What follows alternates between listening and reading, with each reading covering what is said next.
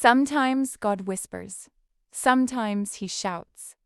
And sometimes the silence is so loud you think you might lose your mind. This is Marcus Thompson, 42 years old, husband, father, believer. 3 months ago, he had everything. Tonight, he's sitting in a hospital parking lot at 2 a.m., asking God a question every person in this broken world has screamed into the darkness at least once. Are you even there? He asks. To understand how Marcus got here to this parking lot, to this moment, to this crisis of faith, we need to go back to the day when heaven went silent. 97 days earlier, the Thompson family looked like they'd figured it out. You know the kind of family I'm talking about.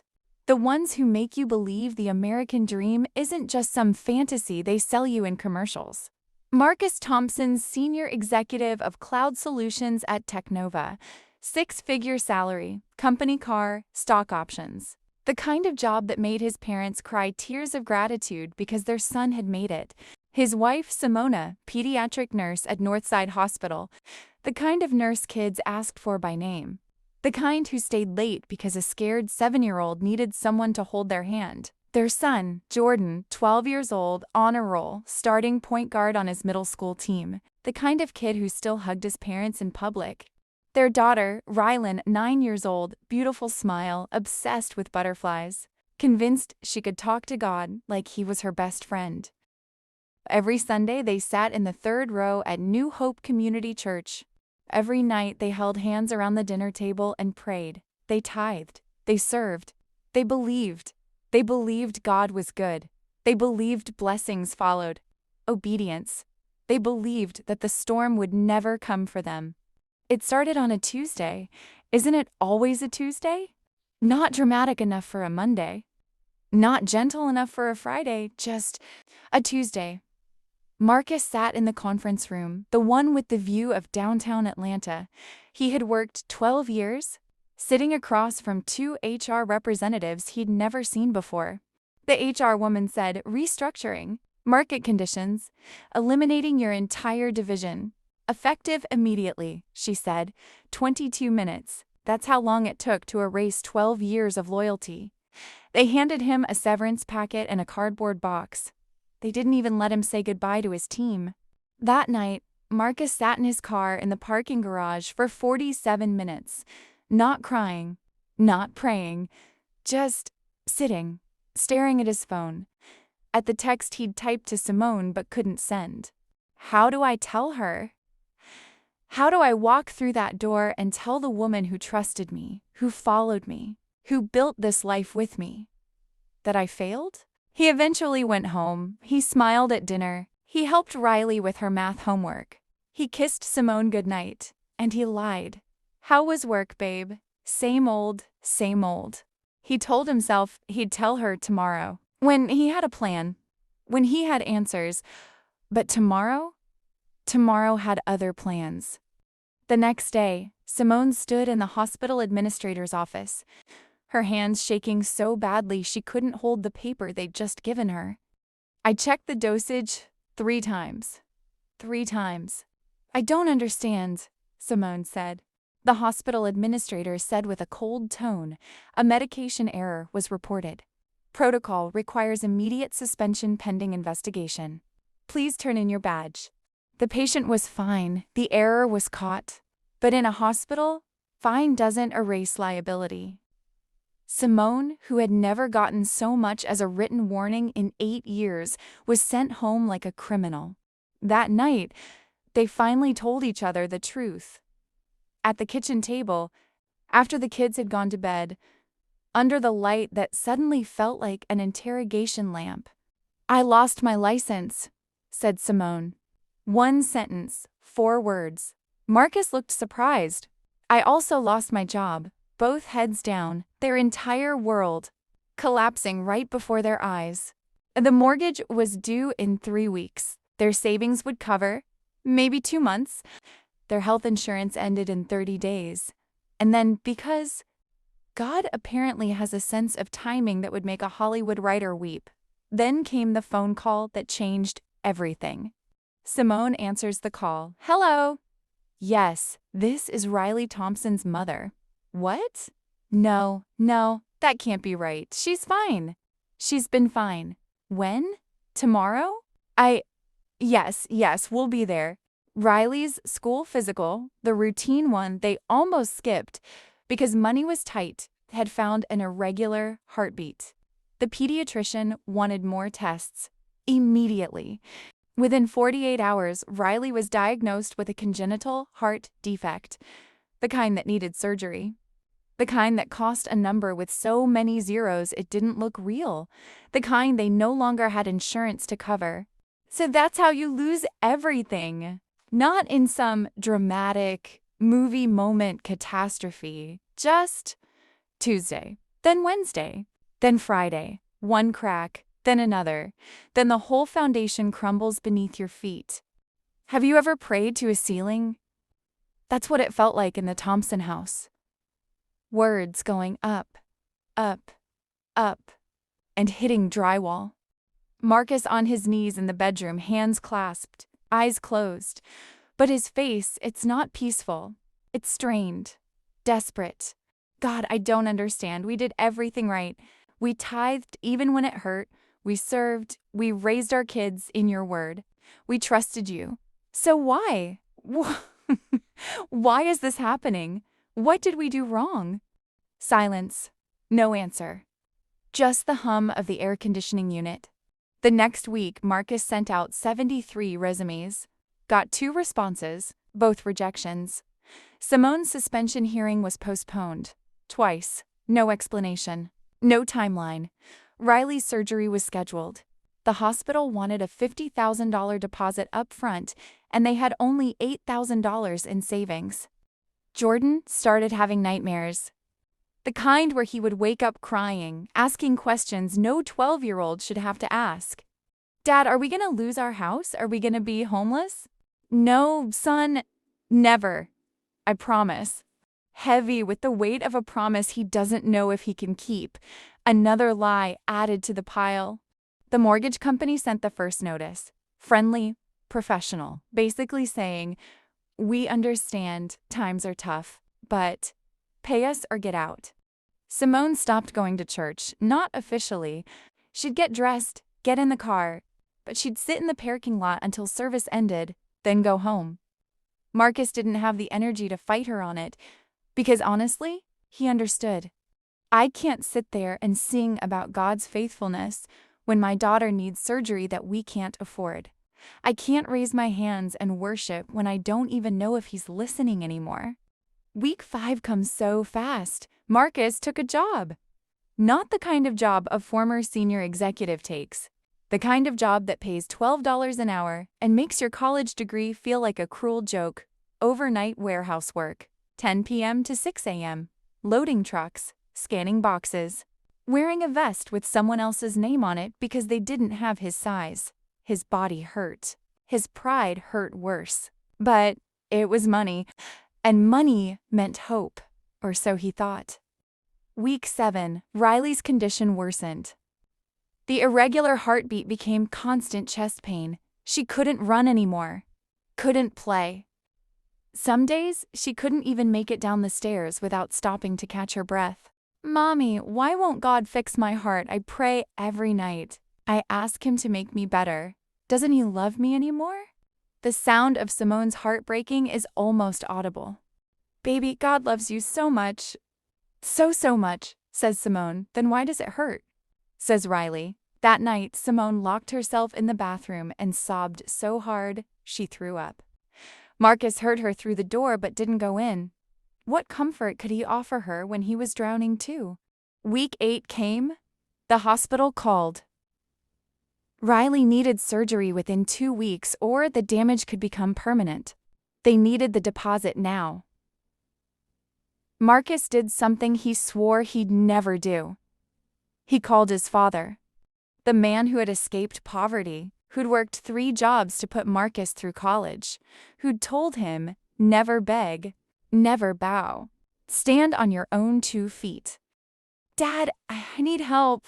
I need to borrow. Marcus's father's voice heavy with disappointment. How much? 50,000, said Marcus. Son, I don't have that kind of money, I'm sorry. I'm so sorry. Marcus sat on the kitchen floor, phone still in his hand. And for the first time since he was 8 years old, he broke. Not a few tears, not a quiet cry. He shattered. Deep, gut-wrenching sobs. The kind that comes from a place beyond words. And somewhere in that breaking, he screamed at God. Where are you? My daughter is dying. My family is falling apart. I did everything you asked. I trusted you. I believed. And you. What do you do? Nothing. You're just silent. You don't care. You never cared. No lightning bolt, no burning bush, no strange voice from heaven, just silence. The kind of silence that makes you wonder if you've been praying to nothing your entire life. Week 9, the eviction notice came. 60 days to vacate. Simone's hearing was denied. Her license was permanently revoked. 8 years of nursing school, 8 years of saving lives, gone. Marcus's warehouse job cut his hours. Budget issues. They were out of options, out of money, out of hope. That's when Simone said the thing they'd both been thinking, but neither had dared to speak. Maybe. We should stop praying. The words hung in the air like a guillotine. What? Says Marcus. Simone replies, maybe he's not listening. Maybe he never was. Maybe we've been talking to ourselves this whole time. Marcus wanted to argue, wanted to defend God, wanted to say something about faith and trials and the refiner's fire, but he couldn't because deep down, in the place he didn't want to look, he wondered if she was right. That night, they didn't pray before dinner. For the first time in their entire marriage, Riley noticed, Daddy, aren't we going to thank God for our food? Says Riley. Marcus looks at Simone. Simone looks away. Not tonight, baby. Not tonight. And that's when the silence became deafening. When the family who'd built their entire life on faith finally let go of God's hand. Or so they thought. Week 10. Marcus was loading his car with boxes, preparing for the inevitable move to somewhere cheaper, somewhere smaller, somewhere that wasn't home, when a car pulled into the driveway. It was a Honda Civic. Out stepped a man Marcus hadn't seen in 6 years. Deacon Harris, the old man who'd mentored him when he first joined New Hope, the one who had prayed with him before his first big job interview, the one Marcus had been too ashamed to face since everything fell apart. Heard you've been going through some things, said Deacon Harris. Marcus defensive and embarrassed. Who told you? He asked. Does it matter? Can I come in? They sat in the living room, the one with half-packed boxes and a couch. He shared his story with Marcus. 30 years ago, I lost my wife to cancer, lost my business, lost my house, lost everything. I was so angry at God, I stopped going to church, stopped praying, told him I was done. So what happened? Marcus asked. Did he magically fix everything? No, son, I stayed broken for a long time. But one day, I realized something. I was waiting for God to show up the way I wanted him to. Big miracle. Instant answer. Hollywood ending. But God doesn't work on our timeline, and sometimes the miracle isn't the fix. It's the strength to endure until the fix comes. Marcus wanted to argue, wanted to tell him that what he was saying sounded like spiritual propaganda, like something people say when God doesn't come through. But something in the old man's eyes, something that looked like tested, proven, battle-scarred faith, made him listen. I'm not saying don't ask God for help. Ask, beg, scream if you have to. But don't stop talking to him just because he's silent. Because sometimes, son, he's silent because he's working in ways you can't see yet. Keep praying, even if it feels like you're talking to the ceiling. Because faith isn't about knowing God will answer. It's about trusting him even when he doesn't answer the way you want. Then Deacon Harris did something that broke Marcus completely. He pulled out an envelope. This is from the church benevolence fund. It's not 50,000, but it's 10. It's a start. Marcus's voice breaking. I can't take this. Yes, you can, replies Deacon Harris, because that's what the body of Christ does. We carry each other when we can't walk alone. After Deacon Harris left, Marcus sat on his porch, holding that envelope, $10,000. Not enough to save them, but enough to remember they weren't alone. That night, Marcus did something he hadn't done in weeks. He prayed, not a pretty prayer, not a faith-filled, mountain-moving prayer, just honest. God, I don't know if you're listening. I don't know if you care. But I don't know what else to do, so I'm asking. I'm begging. Please, help my daughter. Help my family. If you're real. If you're there. Please. Show up. The next morning, Simone got a call. Simone answers. Hello? The hospital administrator speaks. Mrs. Thompson, we've reviewed your case. Given your record and the circumstances, we're reinstating your license effective immediately. We also have an opening in pediatric oncology, if you're interested. Yes, I'm interested, Simone replies. Not just her job back, a better position, better pay, full benefits that would cover Riley's surgery. Simone hung up the phone and fell to her knees. 2 days later, Marcus got an email. A recruiter. A tech company in Atlanta was looking for someone with his exact background. They wanted to interview immediately. The interview lasted 30 minutes. They offered him the job on the spot. Same salary as before. Better benefits. Sign-on bonus. I don't understand. Why me? The interviewer speaks. Your reputation speaks for itself. We've been trying to recruit you for years. We heard you were available. Easiest hire I've ever made. Marcus sat in the driver's seat and he wept. Not from pain this time. From relief. From gratitude. From the overwhelming realization that God had been working, even in the silence. Riley's surgery was scheduled. Between Marcus's sign-on bonus, Simone's insurance, the church fund, and a hospital financial aid program they didn't know existed. They could cover it. All of it. The night before the surgery, the whole family gathered in Riley's hospital room and they prayed. God, we don't understand your timing. We don't understand why you let us go through this fire. But we're here. We're still standing. And we trust you with our daughter, said Marcus. Protect her, Lord. Guide the surgeon's hands. Bring her through this. Please let my sister be okay, says Jordan. Please, dear God. Thank you for loving me even when my heart is broken. Fix it if you want, but even if you don't, I still love you, says Riley. The surgery took 6 hours, the longest 6 hours of their lives. Marcus paced the waiting room. Simone couldn't sit still. Jordan stared at the wall, and then the surgeon emerged. It went perfectly. Riley's heart is strong. She's going to be just fine. Joy, relief, an overwhelming emotion. They collapsed into each other's arms, crying, laughing, praising God with everything they had left. 3 months later, Riley ran across their front yard chasing butterflies. Full speed, no pain, no limitations, just a little girl with a fixed heart and a smile that could light up the world. Marcus and Simone, hand in hand, stood watching her outside. We almost gave up, said Simone. I know, said Marcus, but he never gave up on us. Here's what the Thompsons learned in the fire. God's silence doesn't mean God's absence. His delays are not his denials. And sometimes, the road back to God isn't about God moving closer to us. It's about us realizing he never left. They learned that faith isn't believing that God will prevent the storm. Faith is believing he'll be with you in it.